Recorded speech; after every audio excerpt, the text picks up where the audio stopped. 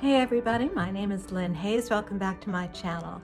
In today's video, I'm going to be talking a little bit about the astrology of 2021, the year that's coming up, and also, of course, about the astrology for the week. Before I begin, I'd just like to let you know that I do have some other platforms you might be interested in. I put out a daily post, which you can find either on Facebook or you can subscribe to daily posts from my blog. And on my website, you can also find a place to subscribe to my monthly reports. I call them planetary illuminations, and they're a monthly forecast of what's coming up for you for the coming month and how you can best use those energies. So I want to welcome you back. If this is your first time, thank you for joining me here. And let's go ahead and begin. I'll be putting a link to my report on the astrology of 2021 in the description box, and I will be doing an accompanying video next week. I have found in doing these videos that in talking, I come up with different information than in writing and vice versa. So I'm still pumping out the written material as well as the videos, and I hope you'll enjoy either or both. Some people I know just like to watch, and some people just like to read. And for me, I like to talk and write, so that works out perfectly. In any case, I'm not going to spend much time on the astrology of 2021 right now, but just to give you a little bit of a heads up, it does seem to me that the year 2020 was kind of a compression and destructive energy. Things were taken apart. We were under a restriction. Our lives were sort of broken down. And now with this movement into Aquarius, there's a rebuilding phase. There's a phase of new ideas, a phase of change, a phase of new ways of looking at the situation that we've just been in. Hopefully some creative things will be able to come out of that, which kind of leads me into the next topic I wanted to talk about, which is setting goals in a pandemic.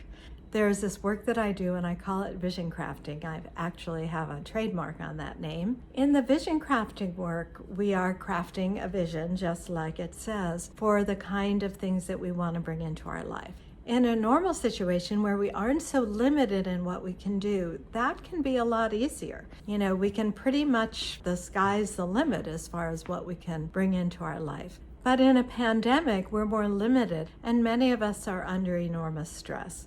So usually there's a big push for setting goals for 2021, and I am the biggest goal setter. I love to set goals and create my vision for what the year is going to bring. And I'm also doing that this year. This pandemic is not going to stop me from doing that. But one thing that I really want to bring in this year, and I encourage all of you to do the same, is more gentleness and more kindness. We have been in a difficult situation. I know I had many pandemic quarantine goals. I was going to learn all my instruments and I was going to read a book a week, and I had a lot of big plans. I feel very strongly right now that we should not be hard on ourselves, that we should give ourselves a lot of love and a lot of space for creativity. And this year maybe to bring in more experiences in our life that have a deeper meaning, that engage our creativity, that engage our spirituality, that help us to learn more about the world, more philosophy. We do have the North Node in Gemini right now and the South Node in Sagittarius. And with the North Node in Gemini, there's an open mind. You know, we're like an open book and we're just letting the information and the new knowledge sort of pour in. That's a good theme for this year. So in terms of goals, you know, perhaps that might be something that you may want to keep in mind when you look at the future and see what you're going to create from scratch. Because our old lives, you know, it's like the boat has sailed, the old life is behind us. We're creating from scratch. And what are we going to bring in that's going to serve us in a deeper way, not in a superficial way? Not, I want a new car, I want a boat, I want to make, you know, $500,000 a year. But where is my creative longing going to be satisfied? How do I want to forge real relationships that have deep soul meaning for me and my friends? This is the kind of thing that I'll be thinking about this week when I start to look into the future and write down this vision of how I want my life to look next year. This week we have a full moon in the sign of Cancer. The moon is ruled by the sign Cancer. So when we have a full moon, when the moon's light is so bright and so compelling, and the moon is in its own sign of Cancer. That's a time of a deep blossoming of our emotions and our feelings and our internal connections. This is a time when we may be craving a deeper connection with the people around us, perhaps with our family. There's likely to be a heightened sense of needing to find a tribe or to be in our tribe, to connect with that tribe. That sense of personal history is very important with Cancer. In this particular full moon chart, the sun and the moon, which are in opposition, are both in a challenging square to Chiron. When the sun is in a square to Chiron, the sun illuminates the inner emotional triggers that might be a little bit sensitive, or perhaps wounds that may come up, feelings of abandonment and rejection. Those are Chironic experiences. And when the moon is in a square to Chiron, we feel those things more deeply. The sun shines a light on those feelings and emotions, but the moon causes us to experience them at a deeper level. And even though these feelings can be uncomfortable, nobody likes to really feel triggered and rejected, but still when they come up and we're able to see them with clarity, we have an opportunity to release them. So this can be a wonderful time if we attend with some consciousness to what is happening in our hearts and in our feelings and in our mind. It's a time when we can really be able to release a lot of old stuff, a lot of old patterns of reaction that we really don't need anymore. Once those wounds are gone, then Chiron really brings a sort of natural feeling of comfort, integration, personal wisdom. So this can be a beautiful time of self-realization. This is especially true because both the sun and moon are in a harmonious relationship with Uranus, the planet of new paradigms, the planet of creating new patterns. The moon is in a sextile to Uranus, and the sun in Capricorn is in a trine to Uranus. With the moon harmonizing with Uranus especially, there's an easier letting go. Uranus welcomes change. It invites change and brings opportunities. Especially with the moon and a sextile to Uranus, Uranus can bring a radical, new, surprising idea that might help you to shift out of someplace where you might feel stuck in a place that no longer fits you. This is an opportunity to leave that behind and shift into a completely different experience, one that brings you more heart connection, because that's what we're dealing with the Cancer moon. We do have Venus, which is in the sign of Sagittarius, where it's more outgoing, where it's more open, where we are more friendly. And Venus will be conjunct the South Node, which really helps us to let go of any guilt or any anxieties that we might feel about the past. This full moon in Cancer is a wonderful time to really nestle into the heart and to learn how to live more fully from the heart, which is going to be important as we move into this very Aquarian time. The whole year of 2021 is ruled by Uranus, really, and Saturn, which are the two co-rulers of Aquarius. And then we have Saturn in a square to Uranus throughout the year. So Saturn being the old ways, the conventional ways, Uranus being the new information that comes in, and both of them being triggering each other, being activating each other, and Saturn and Jupiter both in the sign of Aquarius, which is about the new. It's about finding our own unique way to live in community, in connection with other people, yet still retain our individuality. This week, there are very few actual planetary alignments. There's a couple from Mercury and a couple from Venus. And I'll be talking mostly about the lunar aspects. Now, lunar aspects are not really very critical. Normally, we don't notice them very much, and I always like to talk about them because they do open some doors for the other stronger planetary alignments to be able to have an effect. But when there are no other planetary alignments, or very few, then the lunar aspects help to shape our mood. They help to shape our motivations and our actions. So without further ado, let's talk about the week ahead.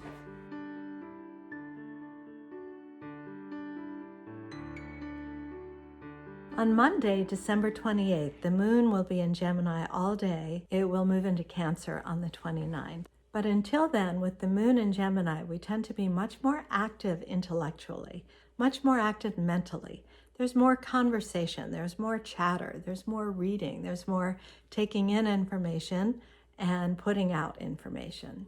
In the early morning of Monday the 28th, the moon will make a square to In the early morning on Monday the 28th, the moon is going to make a square to Neptune. Now, the moon in a challenging square to Neptune, the planet of creativity, spirituality, the blurring of boundaries, that can be an incredibly creative time. This is going to be around 7 in the morning Eastern time, so please adjust for your own locality. When the moon is square Neptune, it can be a time where confusion is heightened. You know, all that blurring of the boundaries is wonderful for meditation, for creating art, for creating music. But it's not a very good time to make an important decision or to try to be very focused mentally. Now, this will only last for a few hours. It's just the first part of Monday the 28th, and then it's going to move on. And then in the afternoon, the Gemini moon will form a harmonious sextile to Mars, which is in Aries. When the moon is sextile Mars, it really activates our energy.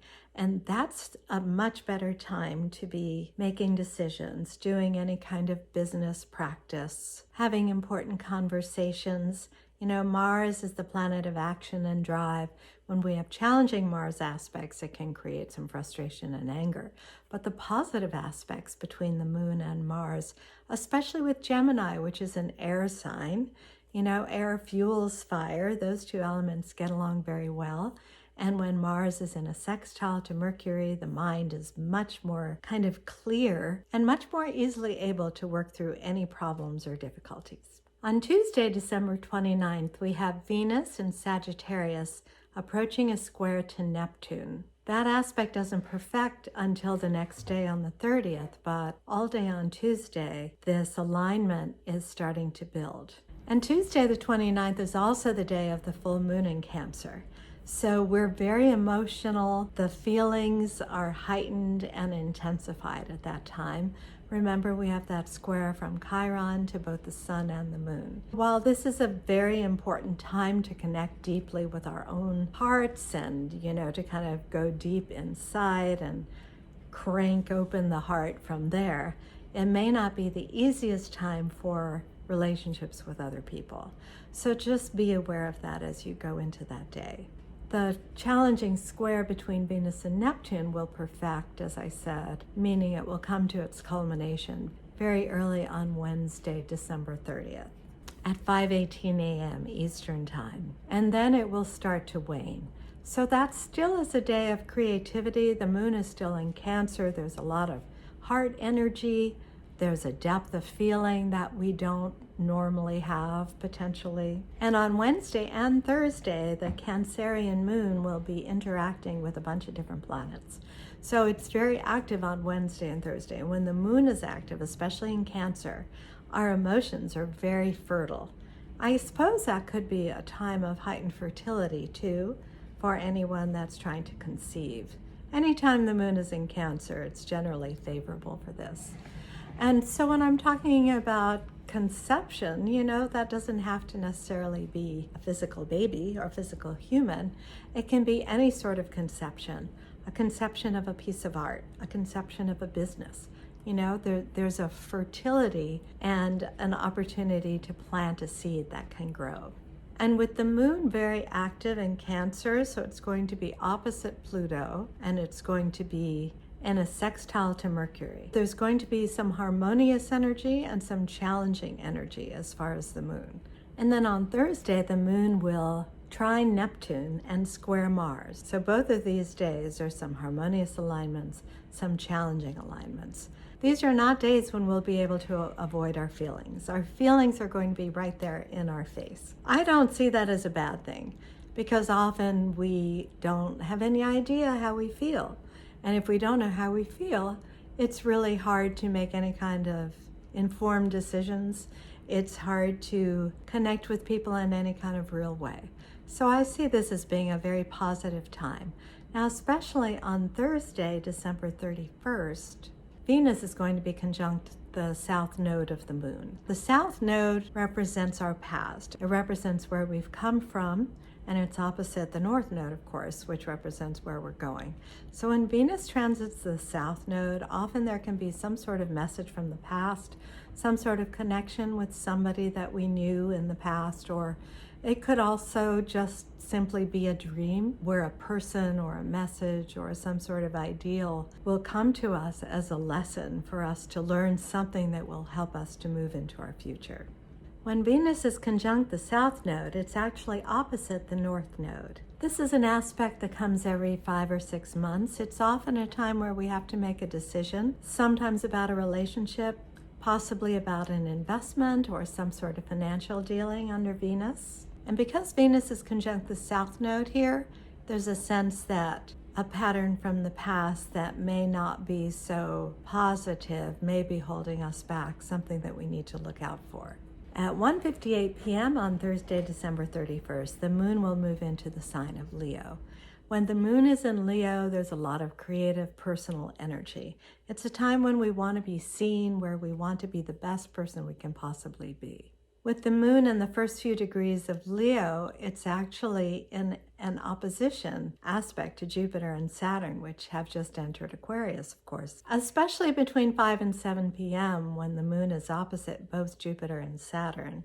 And that's Eastern time, of course. That's when this aspect is going to be the most intense. And when the moon is opposite Jupiter, we really want more. You know, Leo wants everything. Leo wants to find joy and good things and to be recognized and to be popular and to have a certain amount of fame and respect and admiration. And Jupiter expands all of this, especially in the opposition. But the moon is also opposed by Saturn. And so Jupiter is very expansive and Saturn's very contracting. So that may be a time when we feel frustrated. You know, our ideas are big, but the reality is not so big and not so encouraging.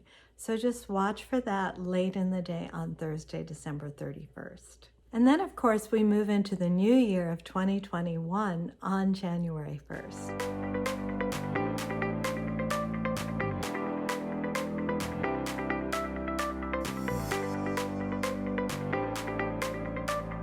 On that day, we don't have any lunar aspects.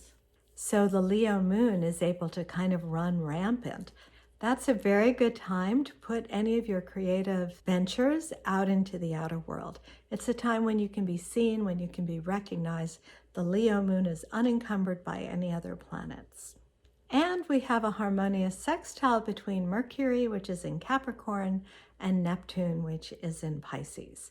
Mercury, the planet of the mind, in Capricorn, where it's very practical. Our thinking and our decision-making is very structured and realistic.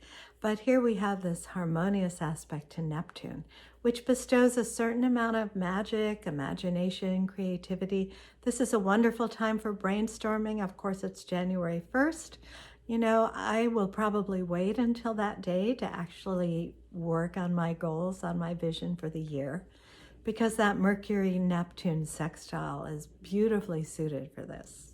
Saturday, January 2nd is also a wonderful day because the Leo moon harmonizes with Venus, which is in Sagittarius, and with Mars, which is in Aries. So there's a lot of fire in the sky, and it's not the kind of challenging, difficult fire where everybody's mad and angry. It's the kind of fire where we can see the blessings of possibilities. We can be more open-minded. We may feel more excited and more optimistic and more positive about the future, which is a very important thing because we still do create our reality to a certain extent. Obviously, we can't single-handedly end coronavirus, but we can change the way we view the world and we can bring positive changes into our own lives. Now that evening on Saturday, January 2nd, the moon is going to move into Virgo. When the moon is in Virgo, that's the time to be practical. That's the time to put the optimism and the open mind, all the positive thinking aside temporarily and look at the hard facts. It's a time to strategize, make a plan, organize your thoughts, organize your life. It's the time to put all your ducks in a row so that all of your visions, all of your desires, all of your hopes and your dreams have a way to move forward into the world. All of these life creation techniques really require a practical application, you know? It's important to also have a plan to create a strategy for these things. But the vision has to come first. If we can't imagine it, if we can't see it, if we can't know it, then we can't put the plan in place. The Moon in Virgo, which on Sunday, January 3rd, the Virgo Moon is very active both on Sunday, January 3rd and also Monday, January 4th. It's interacting with a lot of different planets, with Pluto, with the Sun. It's opposite Neptune, which can be a little bit confusing and destabilizing, but because Virgo is so grounded in the mundane world, this opposition to Neptune has the potential to just bring in a little more magic, to just bring in a little more creativity into the mix. And then on Monday, we'll have a new video, but we still have a very harmonious moon all day long. Late in the day, it harmonizes in a trine to Pluto, which helps to give us a little oomph of power, a little power boost, which is very useful. Thanks again for joining me. If you have any comments or questions, please leave them for me in the comment box. I'll look forward to seeing you next week. I hope you have a fantastic new year, and I'll see you next time.